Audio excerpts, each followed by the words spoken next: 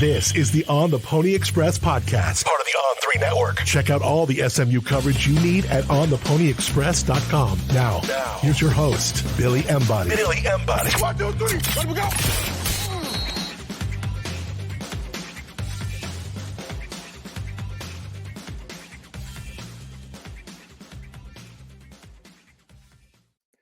Welcome in, ladies and gentlemen, to another edition of the On the Pony Express podcast. I am Billy Embody. Thanks for listening.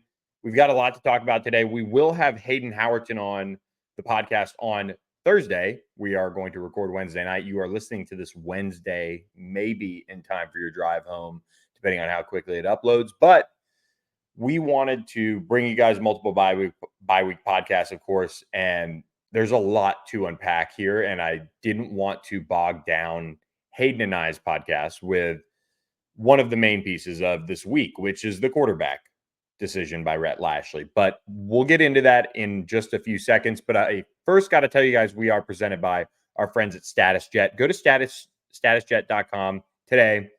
Large jets, smaller jets, helicopters even. They can get you from point A to point B. However you, your family, your friends, your coworkers, your clients need to get with a level of luxury that you'd expect from a private jet company. StatusJet is proud supporters of SMU Athletics. David Henry and his team can give you guys a discount. When you mention On the Pony Express, we had one of our subscribers take advantage of that just last month, or this month, actually, now that the season has gotten going. So reach out to them today and mention us, okay? That is the deal. You get a discount on round-trip flight. It all adds up when it comes to these private jets, but with game day approaching on the road in the ACC, SMU fans are going to want to travel in style and do it with our friends at statusjet.com. As we turn the page to a bye week that is so critical for SMU, and we'll unpack the BYU game and where some of the things that went wrong with Hayden. Hayden and I were texting a lot during the game, a lot after the fact, and there are so many different pieces to that game. And what has happened, because in part of that game, is we're going to see a change of quarterback for SMU. Starting quarterback is Kevin Jennings, a former Dallas South Oak Cliff product who led the Golden Bears to a state championship as a senior, picked up an offer late in the process from Rhett Lashlee, just after Rhett Lashlee had gotten hired as SMU's head coach. He is going to be taking over starting quarterback job. There will not be rotating. It'll be Kevin Jennings' opportunity. He replaces Preston Stone as a starter, who over the course of this season hasn't been as sharp as I think anybody would have liked. You had the great fourth quarter comeback against Nevada and a tough night against BYU. That, again, wasn't on him entirely. But Rhett Lashlee has decided to make a change. And there's a bunch of different ways to unpack this, and it's an emotional time at ontheponyexpress.com. We've got a lot of people on there. You can save $30 by doing an annual subscription. So check us out at ontheponyexpress.com. And I think for me, I want to begin with Preston, because I've known Preston. We saw each other in the offseason at a golf tournament and at the Byron, and we bumped into each other. And I think that was maybe one of the first times he had really met my wife, Michelle, at the time. At the time, now he's met her multiple times. But he said to me, "Is this 9 years that we've been doing this?" He might have, 8 years. But that's how long Preston Stone's been on the scene. That's how long he's been a blue chip prospect. That's how long he's been on the radar for SMU. And when Preston committed, he committed just, I think, a couple days after Rhett Lashlee left for Miami. And Rhett told him, SMU's still a great place, and, it's the best spot for you, and recruited him all the way through. And then they reunite when Rhett Lashlee is hired as SMU's football coach. And the perfect storybook was beginning to really unfold. You had SMU bring in Tanner Mordecai, and with Preston being a true freshman, at the time, I thought that made a lot of sense. And Rhett Lashlee, needed, um, you know, to give Tanner Mordecai that time and let Preston develop and let him learn. And I think I kind of misspoke kind of on that timing as far as when, Tanner came in, but, SMU brought in Tanner and Preston Stone sat there and waited his turn. And I think it's important to note that in today's day and age of college football, with how much pressure, with how much fanfare he came in with as an SMU legacy, as somebody who grew up right in the shadows of of you know Ford Stadium, basically, and he red shirts. He saw time in those 3 games. Sonny Dykes' last season at SMU, and then you get into the 2022 season, and he plays in 6 games. He makes a start, gets that opportunity, and he gets hurt and goes down against Tulsa. He had started off red hot. I mean, hit a big play to Rashee Rice. Things were looking up. That was the number one pass defense in college football at the time. And you were sitting there saying, this is going to be a lot of fun for a long time. Tanner Mordecai is going to get an opportunity to maybe go to the league, or he ended up moving on in the 2023 season. And Preston Stone got his opportunity to be the starter. 12 games, led SMU to a 10-2 record. He, halfway through the season, flicked on the brilliance that everyone saw in high school, but knew it had to translate to the college level. And then in the final game of the regular season, goes down against Navy, up big, gets hurt, and you just feel for him because you knew that the next week SMU was playing in its first conference championship in over a decade, and trying to win its first conference championship in decades. And that was all going to be kind of taken from him. That opportunity, that spotlight, that moment that he had waited for. And during that time, Kevin Jennings came in and they won the game. SMU won the AAC championship. A couple touchdown drives, some field goal drives, some mistakes, 3 turnovers. And then Kevin goes into the Fenway Bowl against Boston College when, the team was kind of disjointed overall, and they don't come out with the win. They fall in a fourth quarter, comeback by Boston College. They had their opportunities. But Preston going into the offseason was viewed as a starter nationally. And at the same time, Kevin was developing. He's 20 years old right now. Preston's 23 years old, or I believe it would be 23 in October, something like that. And Kevin kept putting in the hard work. And so as Preston recovered this offseason and sat out pretty much all of spring, Kevin was getting reps. And there's something that I think in this program is there, and in this case, for better or for worse.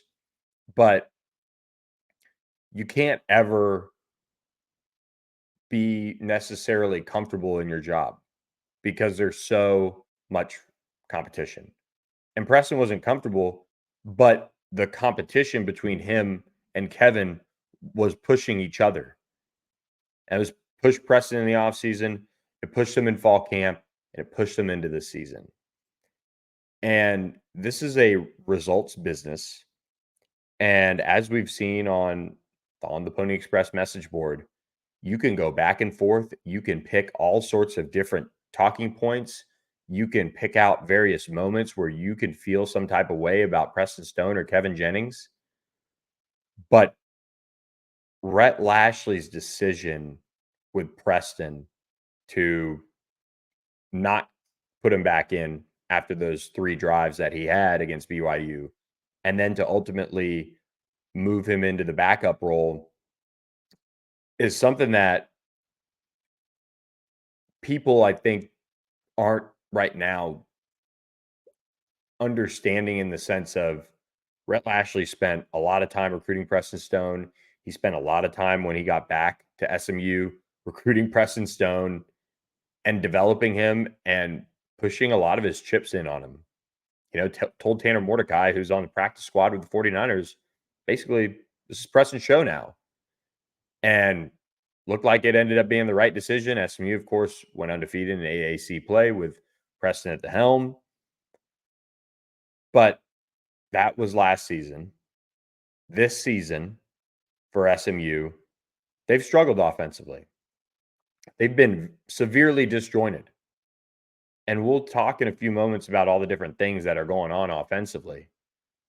But when you get somebody who goes into the game and each time, for the most part, and I almost want to throw Houston Christian out when talking about this, but when you get someone who's gone into the game and for the most part produced this season, who has experience in an AAC championship, bowl game experience, come in cold off the bench against Memphis, led a 90-plus yard touchdown drive, came in for Preston when he got hurt against Tulsa and brought them to that first win over Tulsa in a decade at Tulsa. You have seen the experience gap tighten between these two. And when Rhett Lashlee looks ahead at the rest of this season and what he's seen so far from his offense as a whole, he had to be concerned after BYU. And there's different areas that you can be concerned about. We'll get into those. But Preston had a rough night against BYU. Rhett Lashlee, if you want to believe him, not, whatever, said it was not a one snapshot situation as to why he went this way with Kevin Jennings now getting the ball. And I believe him. I mean, you go at Nevada, your first throw's an interception, you don't get much going offensively, and then in the second half, you find yourself. But I think the BYU game ultimately showed Rhett that complementary football with the team they have is going to be the way to finding wins, in his opinion, at this moment. And that means trying to not find yourself in 3-and-out situations. That means managing the game clock well, keeping the offense moving the chains. Because, like I said, there's a bunch of other things that have gone on this season that have held this offense back. But you've got to find a way to grind out football games and win them. And that's where they fell short against BYU. They did not win the game. And who knows what happens if Preston Stone plays the whole game? Who knows what happens if Kevin Jennings gets those 3 series that Preston Stone had? There's a ton of ifs in that game. And a lot of people say manhandled and this and that. And the offensive line was rough. But you had running backs you had Brashard Smith over 5 yards a carry. You had Jalen Knighton over 4 yards a carry. So they were doing some things right up front. It wasn't a manhandled game. SMU left a hell of a lot of points out on the field for multiple reasons. Play calling, fumbles, interception, this, that, whatever. But what was not allowing SMU to stay in the game, and it was going to be apparent, was a 3-and-out situation that we've run into watching Preston Stone at the helm at times. I mean, go back, you look at that East Carolina film from last year. That was the 5th, maybe 6th, 5th game in to SMU season. That offense was in rough shape at that point. And he found himself against maybe a little bit of lesser competition in a sense, balled out, got his confidence, was able to lead SMU past Rice, skirted through that one, had a heck of a second half against Memphis, and then took advantage, of course, of a poor Navy team. And so all of these different high points and low points are reasons why this is going to be such a hot button decision, on top of it being the quarterback. Because so many people have the ability to look at these different moments and say, that's Preston. He just needed more time, or the offensive line sucks, or the wide receivers aren't getting open, all of those things. Well, yes, those things can be improved. Kevin came in against BYU and moved the football.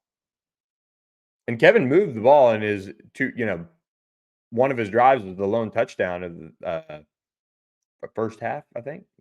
Maybe. I have to go back and double check that. But, Kevin's been more consistent this year. And I know people don't want to hear that, but he's been more consistent moving the offense. And I think Rhett, seeing what was happening with BYU, could sense that he's got a defense that's playing great right now. I mean, they were playing some great football so far this season. And you've got to find a way to play complementary football.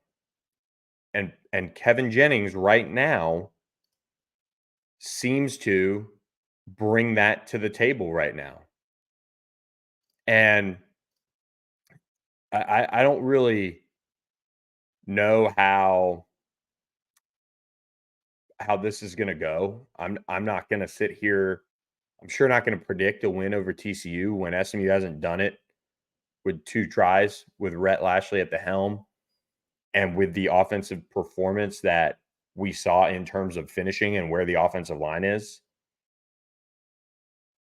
But I think Kevin being in there will force TCU to do some different things as far as defending the whole field, which is what Rhett Lashlee kind of came back to. He doesn't feel like this offense with Preston Stone right now is being accounted for up across the field, down the field, all of those things. And Kevin has a lot to work on. Downfield passing wasn't necessarily great at all. They had some things called back. He threw an interception. There was issues. But what he does provide is an ability to run the ball. I felt like he was very smooth getting the ball out, 2 playmakers over the middle, that intermediate game. That was something that was working for SMU, and it hasn't worked much over the course of the last year, in my opinion, watching Preston. Preston's been very much kind of a feast or famine type of quarterback, at least in my opinion.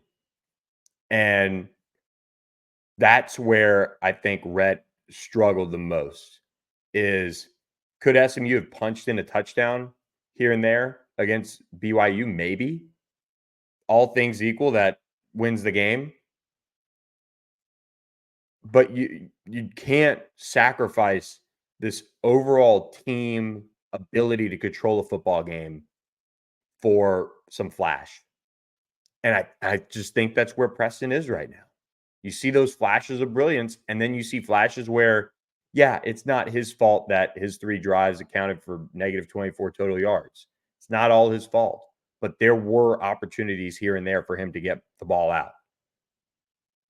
And at some point, you have to ultimately look at your quarterback. And if Kevin goes out and struggles against TCU, I'm going to look at him. Because these guys are like point guards in this offense. Directing, making sure things are moving quickly. You have opportunities. You need to take advantage of them. And I think with Kevin Jennings, Rhett Lashlee decided we've got to be able to move the chains a little bit to keep our defense well rested. We can't have as many 3 and outs. We especially, and I think this is quite honestly what maybe pushed it over the top. You can't start as poor as SMU has started each of these games this year. Interception against Nevada, I think a 3 and out right after that. Houston Christian 3 and out with Preston. He found the end zone the next drive. Then you have BYU and you start 3 and out twice. And it just sets your defense up in poor situations because this schedule is only going to get better. So these teams are only going to be tougher to defend. They're only going to be potentially more explosive if you're a tired defense in particular. And so somebody said on the board, winning is not a stat for quarterbacks.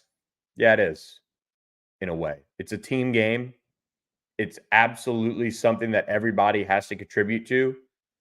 But there are guys that are winners, and there are guys that are viewed as just really good football players. Can't win the big one, can't get over that hump. I mean, that's how quarterbacks are judged.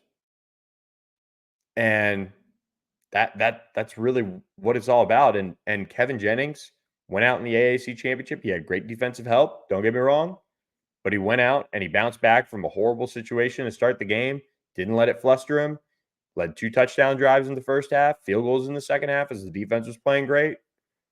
Made some mistakes, don't get me wrong, made some serious mistakes. But you found a guy that in the biggest game in program history since the death penalty, quite honestly, they were able to get it done. And he pulled the strings very well in that game. You know, they weren't too high, they weren't too low. And I think those type of examples are where when you head into the ACC, and if you guys watch it around the country and around this league, there's parity. There's weeks where you're going to get your best from somebody. There's weeks you're going to get their worst. And it goes for SMU too. But what travels is defense. What can't travel is a defense that can give you that type of effort week in, week out. If for the first half, the offense is trying to find its footing and having 3 and outs all day. And so it's an overall team direction decision by Rhett Lashlee. And I'll close with this on Preston. I know I've dipped into the other areas, but it is so hard for Rhett to do this, in my opinion. He understands that Preston is one of the top recruits to ever sign with SMU, especially in the current rankings perspective. You have a Dallas kid who grew up an SMU fan and right there down the street. And it's also not a situation where Preston has gone full Daniel Jones and he really deserves to be taken off the field. This is a move by Rhett Lashlee that he feels is best for the team to give the team the best success possible.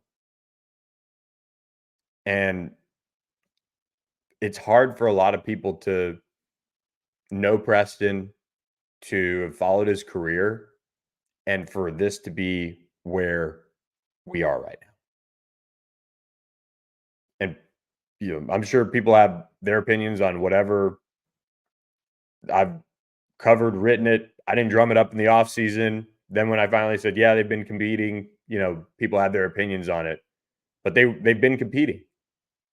And, this is what would have been best for me is Preston balls out. He goes to the league and Kevin takes over.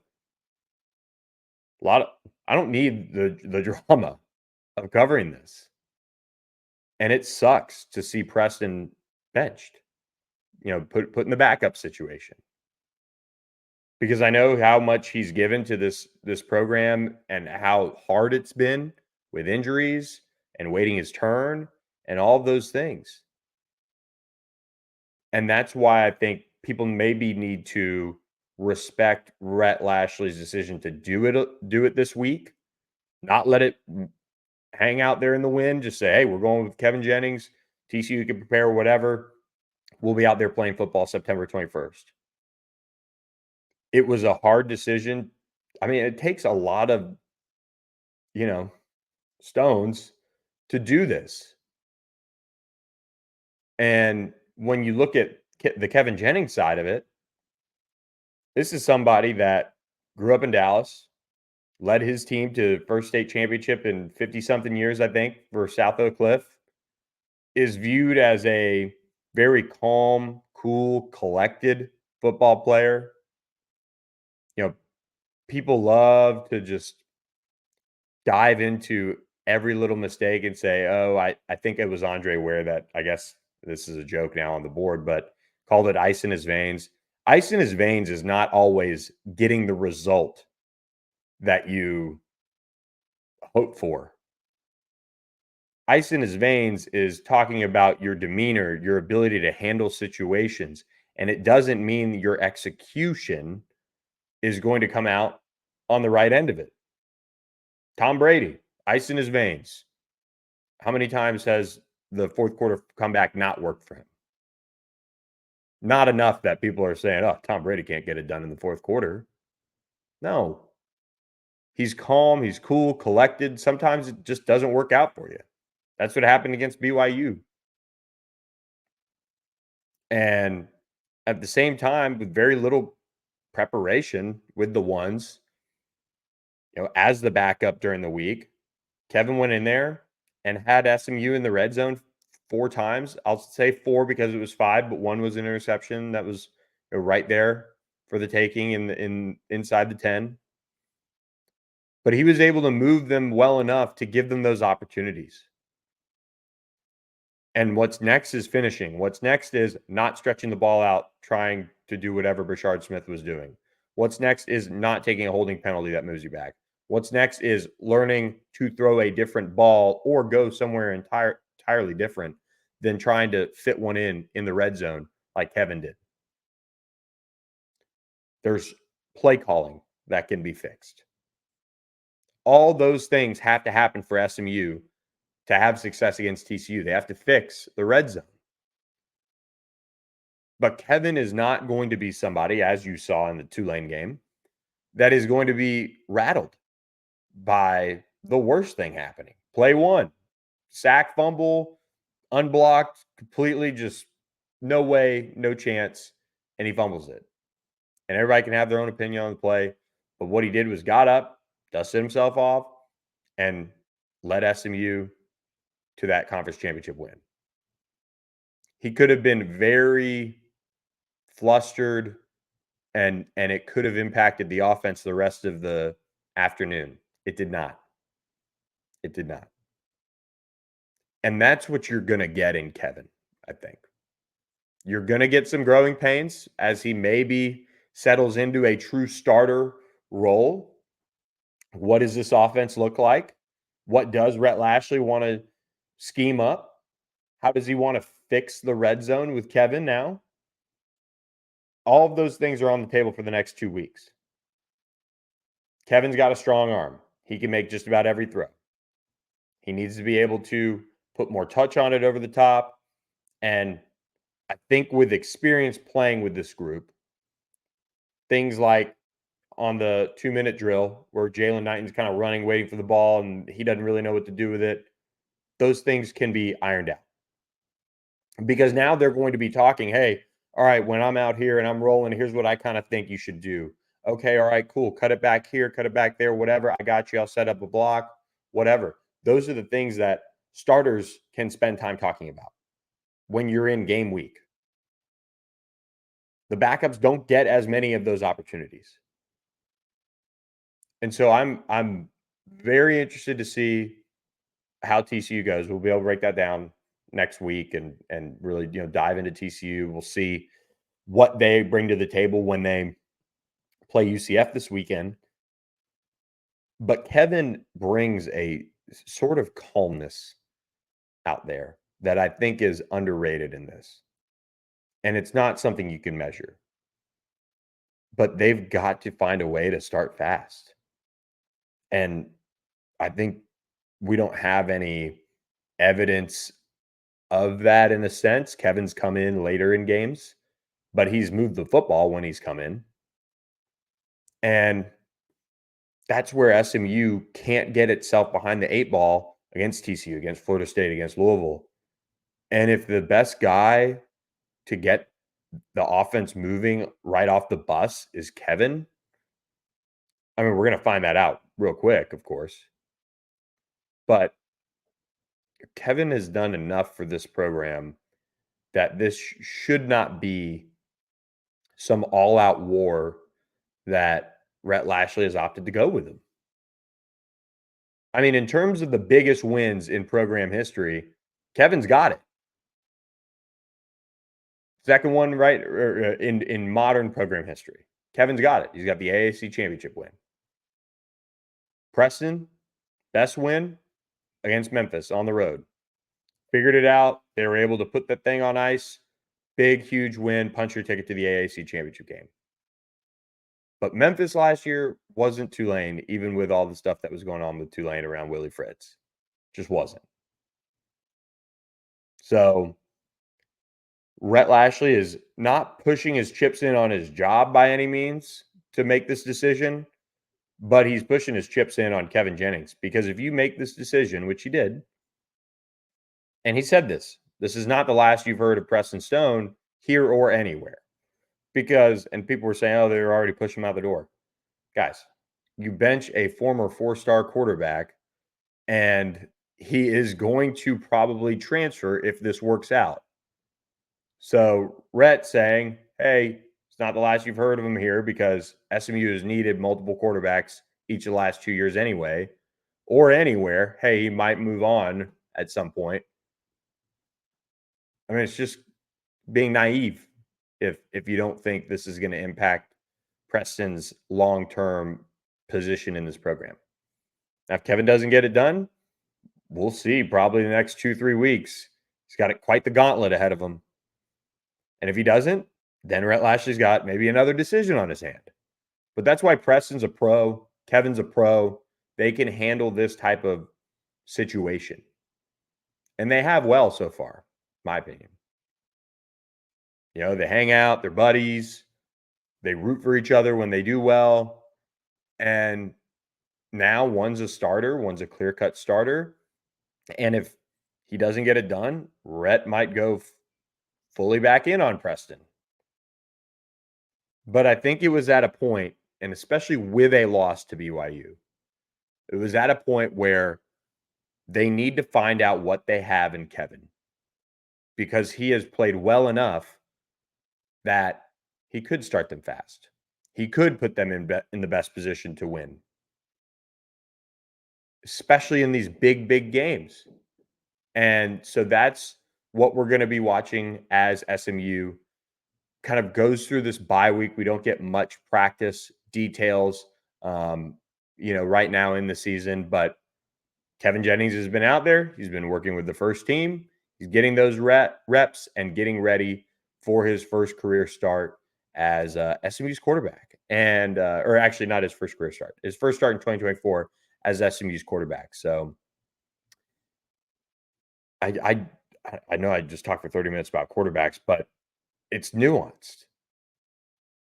And you can't just say, oh, Preston did this last year, or even Kevin did that last year. You know, all that has been pushed aside. And I know we went through kind of the history and the run up to this, but the reality is for this season, I really do think this is what it kind of boiled down to, is SMU hasn't started well offensively, and Preston's been the starter.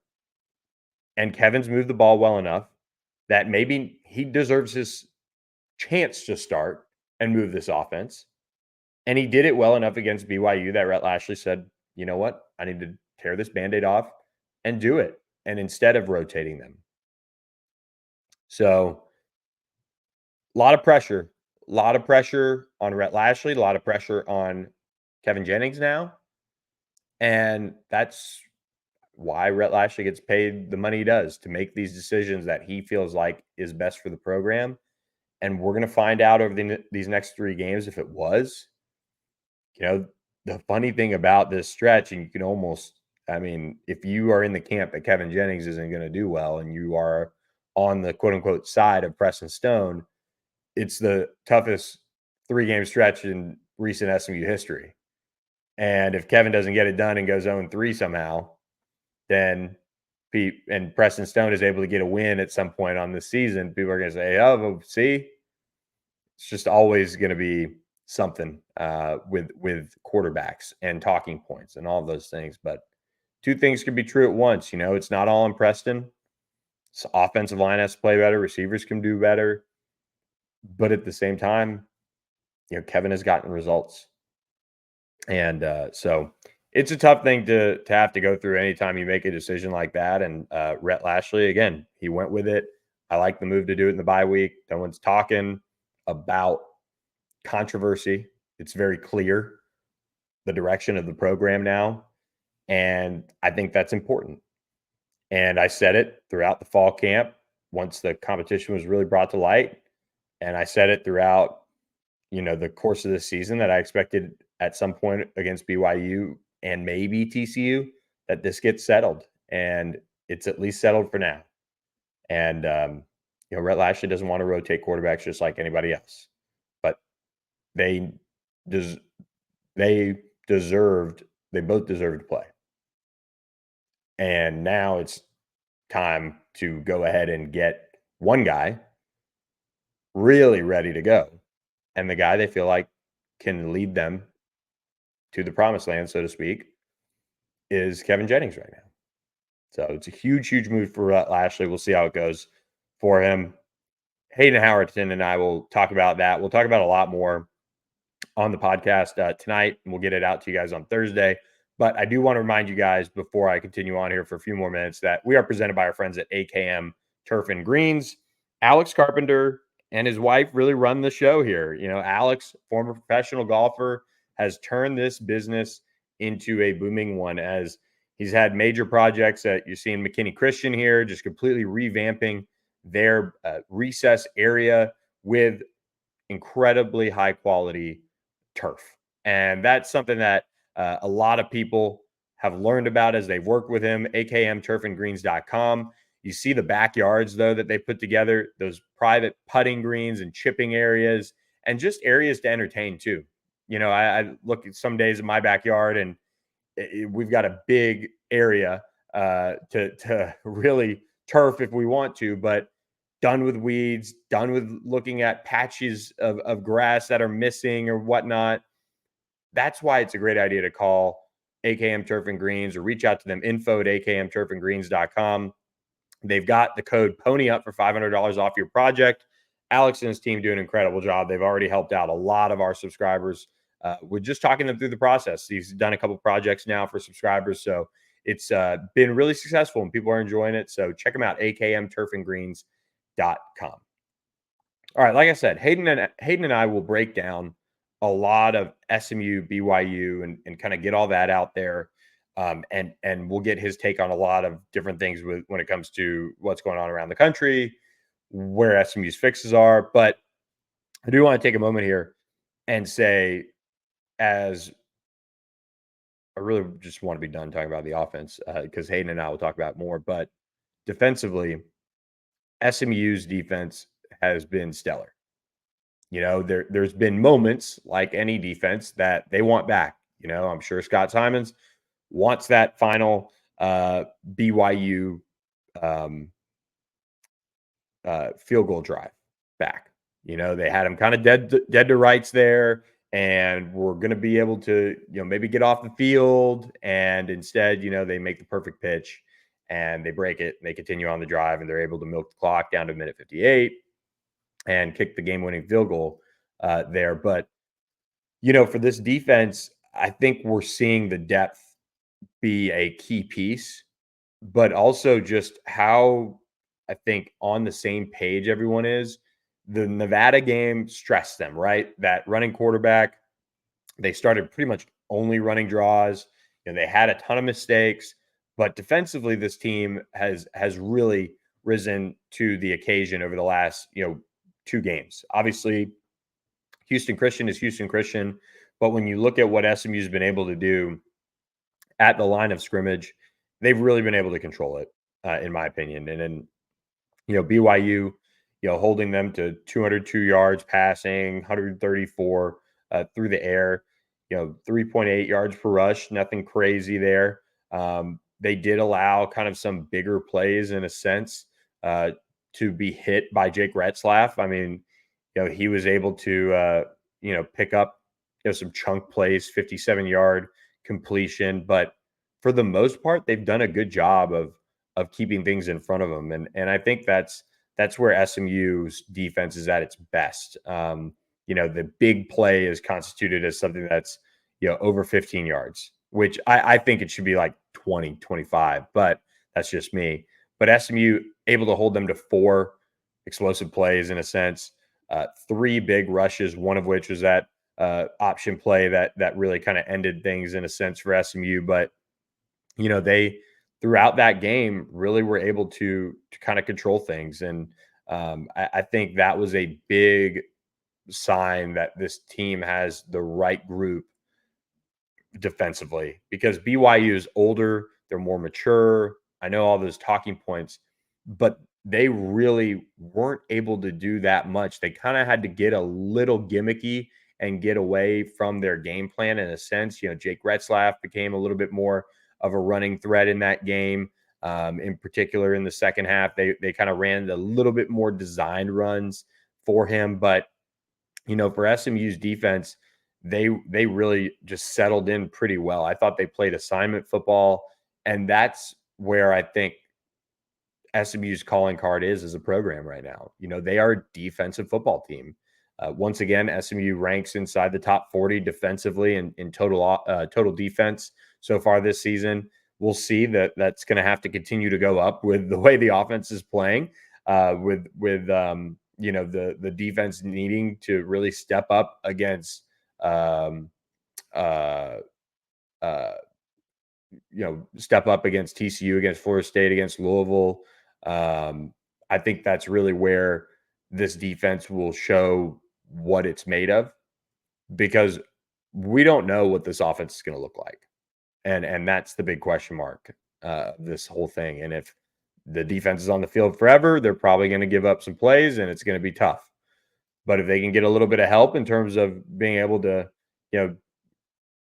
get the offense moving and get some rest and things like that, they're going to be able to play well. And that's been the key, is having that complementary football. But I think you see the depth of this defensive line being really impressive. The Nevada game kind of was, people watch something and sometimes, I don't know what they're watching. Sometimes they probably don't know what I'm watching, but that was a game that was set up by Brandon Lewis's ability to run the ball and run draw plays.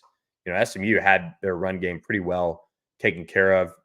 Nevada was able to hit some explosives here and there or get some drives extended by penalties. But, for a first game with how much they were on the field, it wasn't all that bad, especially in the second half when they made adjustments. And, in this game for SMU, you've got to like what they were able to do. They forced turnovers. They forced a run of 4 straight punts by the Cougs. And again, that's kind of why it's so hard to stomach that loss. Like, I don't look at that loss and say, man, SMU was manhandled and the season is gone and all those things. What I saw is an offense that got down in the red zone, shot themselves in the foot multiple times, and then a defense that had SMU right in the game, but also, BYU was able to get a drive here, a drive there at the right times, and that's the difference. And, with an offense that finishes interception, fumble, field goal, turnover on downs, and that's not what you want. Those were your 3-4 your final drive of the third quarter, and then your last 3 drives of the game. And that's where SMU has to fix the offense, because it does help the defense. It's complementary football. It's all those things. So I just want to give the defense their flowers. They played really well against BYU. And I think that kind of quieted some people down. I know BYU isn't the most sexy team offensively, but they had some players that can make plays. And I felt like they schemed up a lot of good stuff from BYU's side of things. And, I really just like what SMU is doing defensively with Scott Simons and that whole crew running the show. So they've got a tall task against TCU, of course, some athletes running around. They're playing well offensively, but I think if they can get a little bit of help from offense and keeping the ball moving and things like that, defensively, this team is going to look like how it's looked the better part of the last year and a half now. So with that, guys, Hayden and I are jumping on here in a little while. We're going to record a podcast for you guys and talk about all things SMU and where do they go from here as a bye week. What's a bye week like for players during this time. So with that, guys, going to shut down this edition of the podcast. Kind of a somber one, but we will have a lot of content coming at you guys, as we have had all week at ontheponyexpress.com. So I hope you guys enjoyed this edition of the podcast. We'll catch you guys later this week with more of the On the Pony Express podcast. Thanks for listening to the On the Pony Express podcast with Billy Embody. Follow us on your socials on X at SMU on3 and on Instagram at on3SMU. And keep it locked to ontheponyexpress.com for more coverage.